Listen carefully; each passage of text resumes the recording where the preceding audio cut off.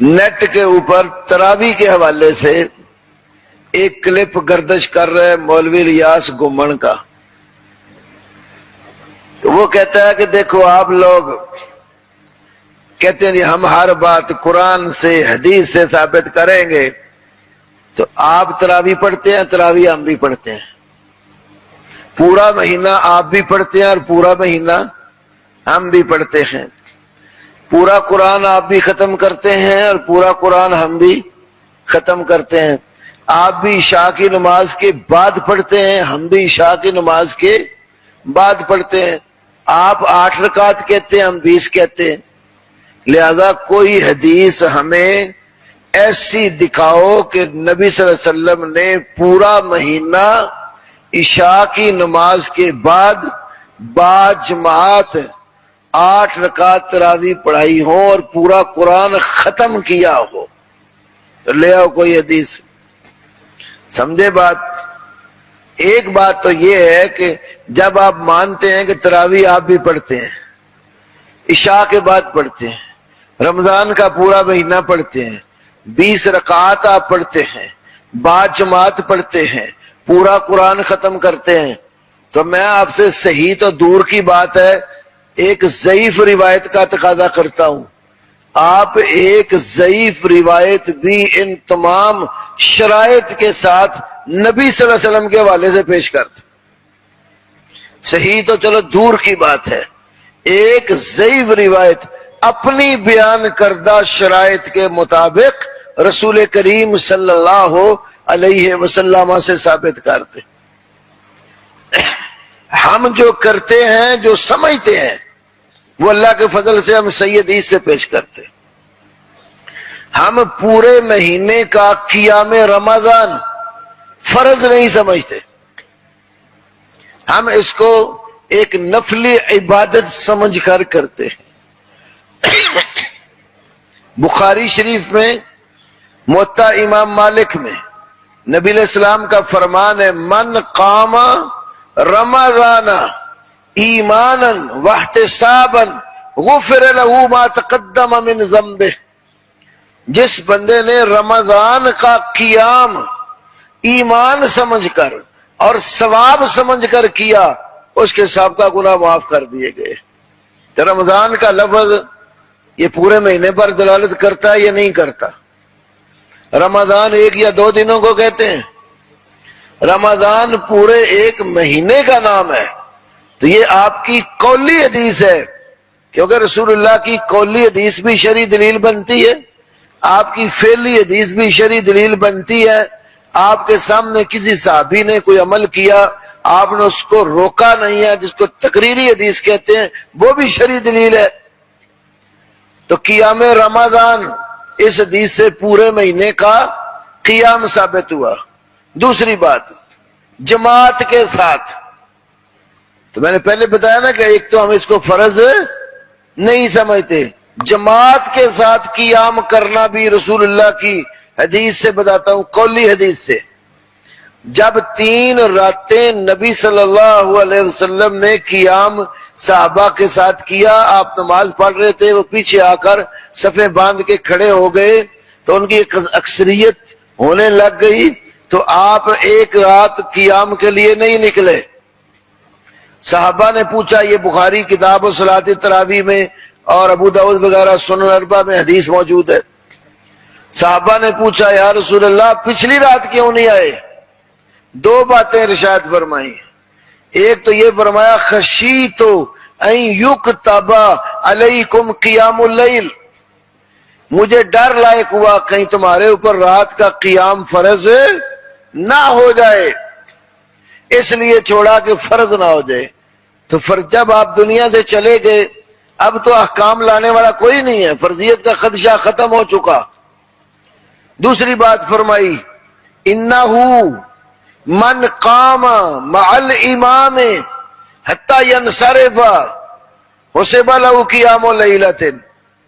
انہو بلا شبہ شان یہ ہے, من قام مع الامام, جس نے امام کے ساتھ قیام کیا, حسب لہ قیام لیلۃ, اس کے لیے ساری رات کے قیام کا ثواب شمار کیا جائے گا۔ انہ من قام مع الامام، جب امام کے ساتھ مل کر نماز پڑھیں تو جماعت بنتی ہے یا نہیں بنتی؟ اور جماعت وہی ہوتی ہے نا، امام آگے اور مقتدی پیچھے امام کی معیت میں نماز ادا کر رہے ہیں۔ تو دونوں حدیثوں نے کیا بتا دیا؟ قیام رمضان بالجماعت اللہ کے نبی کے فرمان سے ثابت ہوا، آپ نے ترغیب دی۔ خود عملاً جماعت 3 دن نہیں کرائی، اگر کہے کہ عمل ہی ایسے ہو تو نبی پاک نے تو ساری زندگی اذان دی ہے۔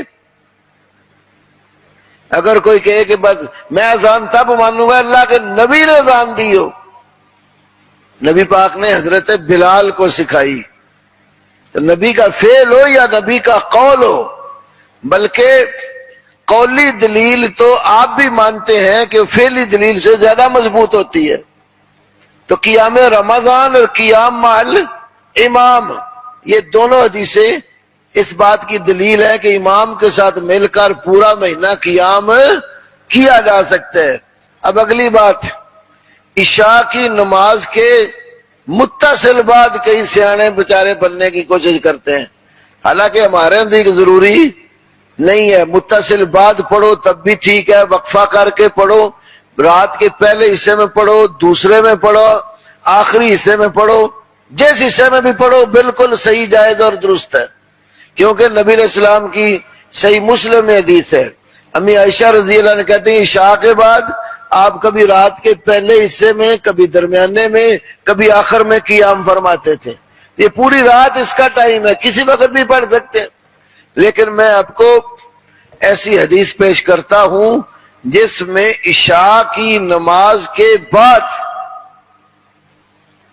آپ کا صحابہ کے ساتھ جماعت کی صورت میں مسجد کے اندر قیام کرنے کا ذکر ہے، اور اس میں 11 رکعات کا ذکر ہے۔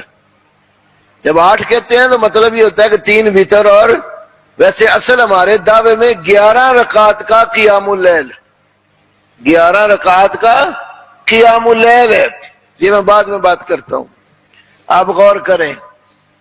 امام ابو یعلا کی مسند میں حدیث ہے امی عائشہ صدیقہ رضی اللہ عنہا سے کہ نبی صلی اللہ علیہ وسلم عشاء کی نماز کے بعد، عشاء کی نماز کے بعد آپ نے قیام کیا، اور آپ کے پیچھے صحابہ آگے، آپ نے ان کو جماعت کروائی۔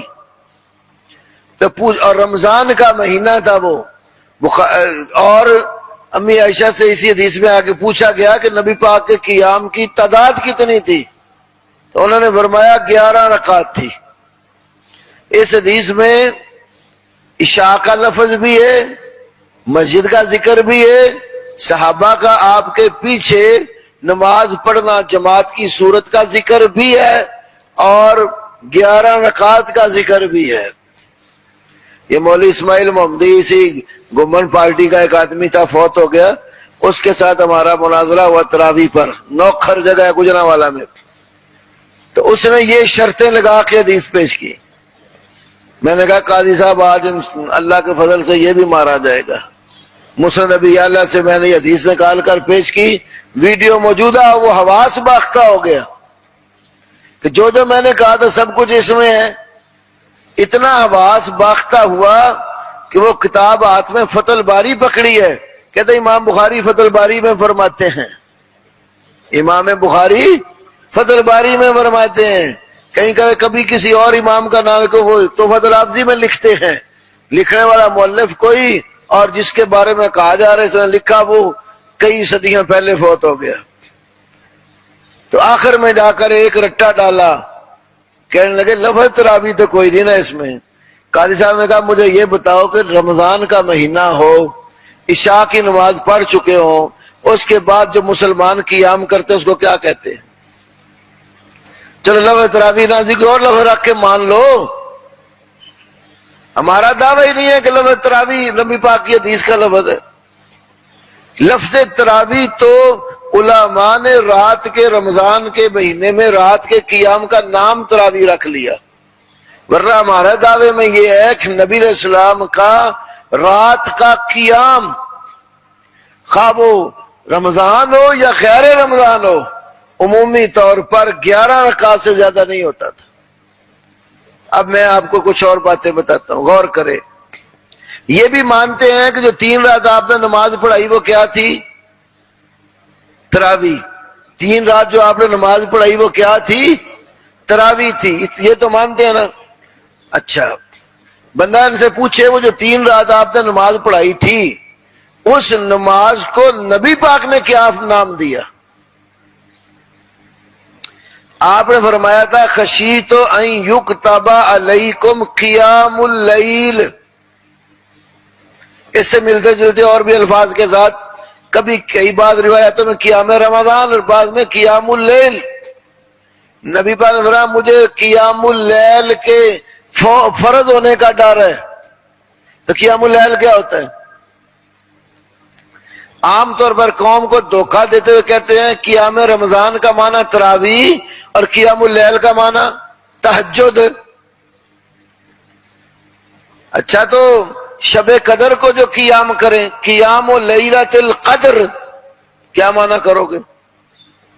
نبی پاک نے قیام رمضان بھی بتایا، من قام رمضان، یہ بھی فرمایا من قام لیلۃ القدر ایمانا واحتسابا غفر له ما تقدم من ذنبه۔ جس نے شب قدر کا قیام ایمان اور ثواب سمجھ کر کیا اس کے سابقہ گناہ معاف کر دیے گئے۔ اب اس کا کیا نام بن گیا پھر؟ قیام لیلۃ القدر۔ تو قیام لیلۃ القدر کا کیا معنی کرو گے؟ تو قیام رمضان تو وہ رمضان کے مہینے کی نسبت سے اس کو قیام رمضان کہا۔ قیام اللیل کا لفظ یا صلاۃ اللیل کا لفظ بھی حدیثوں میں آتا ہے، تو وہ صلاۃ اللیل یا قیام اللیل عام رات کی نسبت سے معنی کیا، شب قدر کو کی نسبت سے اسی کو قیام لیلۃ القدر کہا۔ مختلف صفات کی وجہ سے اس کے آگے اس کا اضافت جو کی گئی وہ صفات کی وجہ سے کی گئی، تو کہا تو اس کو قیام اللیل نا۔ تو نبی پاک کا قیام اللیل کتنا تھا؟ بے شمار صحیح حدیثیں موجود ہیں۔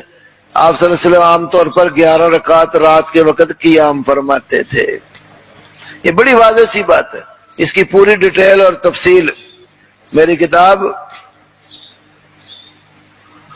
مقالات ربانیہ، اس میں نے یہ پوری ڈیٹیل اور تفصیل دی ہے، ان کے بیان کردہ شبہات کا بھی تفصیلی جائزہ لیا ہے۔ تو یہ میں نے ایک مثال دی کہ کرتے کیا ہے کہ عجیب و غریب قسم کی تعویلیں کر کے اپنی طرف سے شرطیں لگا باندھ کر اگلے بندے کے گلے میں ڈالتے ہیں کہ تم یہ ثابت کرو۔ بھائی جو شرائط ہمارے لیے لگا رہے وہ ہم بھی آپ کے لیے لگا سکتے ہیں۔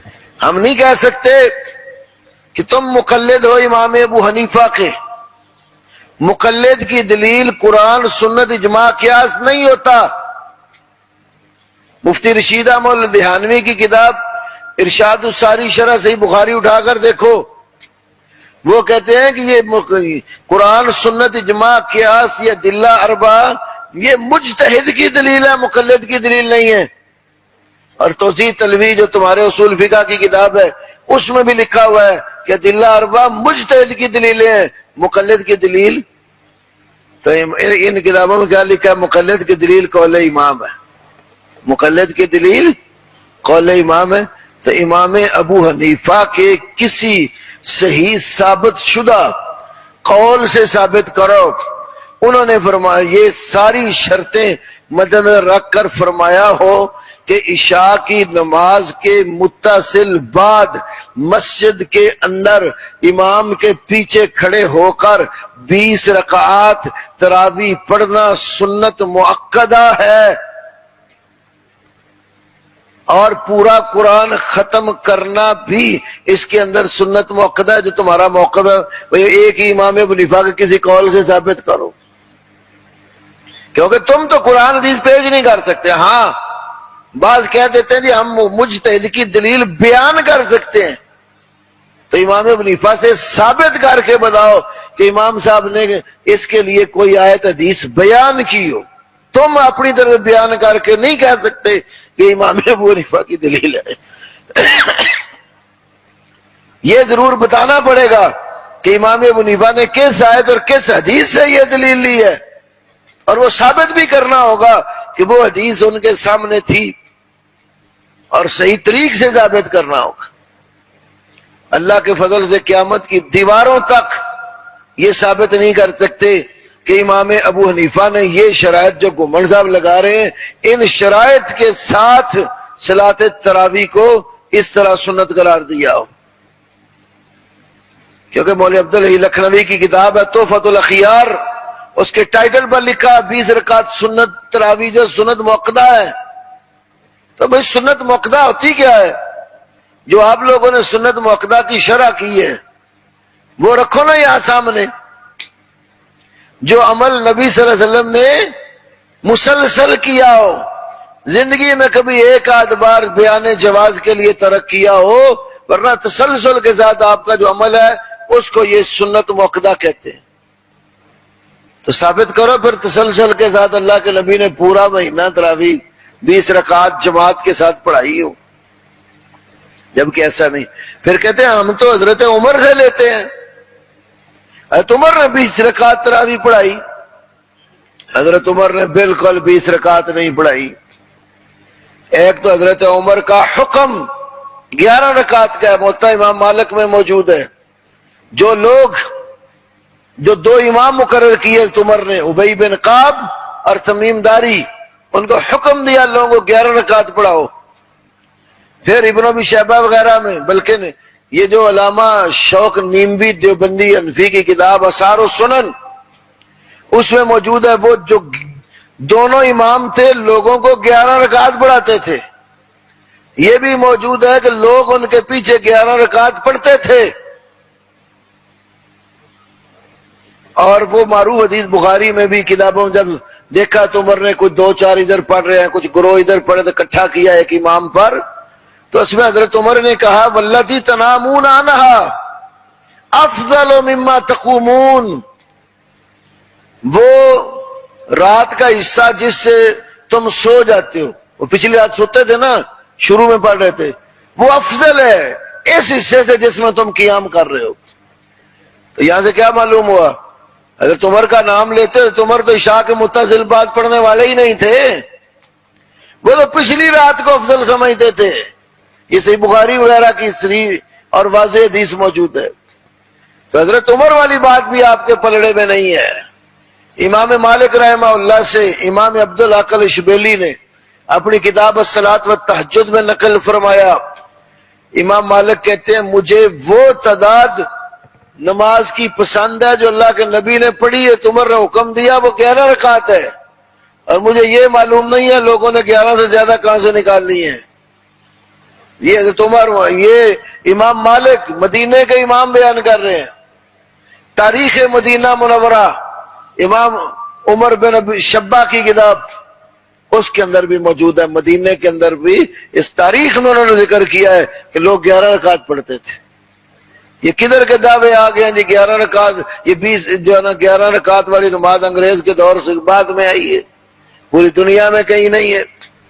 پوری دنیا میں الحمدللہ یہ پڑھنے والے موجود تھے۔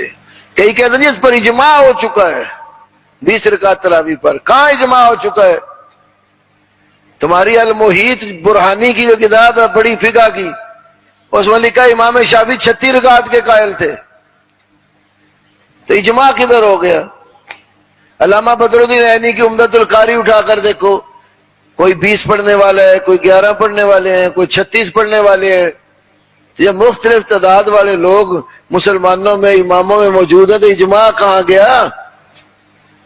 یہ ساری بنائی ہوئی باتیں ہیں، تو ڈیٹیل آپ میری کتاب میں پڑھ سکتے ہیں۔ مقصد میرا بتانے کا کیا تھا کہ لوگ تعویلیں کر کے اپنی طرف سے کتاب و سنت کی نصوص کو توڑ موڑ کر چاہتے کیا ہے؟ وابتغاء الفتنہ، فتنے کی تلاش میں لگے رہتے ہیں اور اپنی مرضی منشا کا معنی پہنا کر اللہ کے کلام کو لوگوں کو گمراہ کرنے کی کوشش کرتے ہیں۔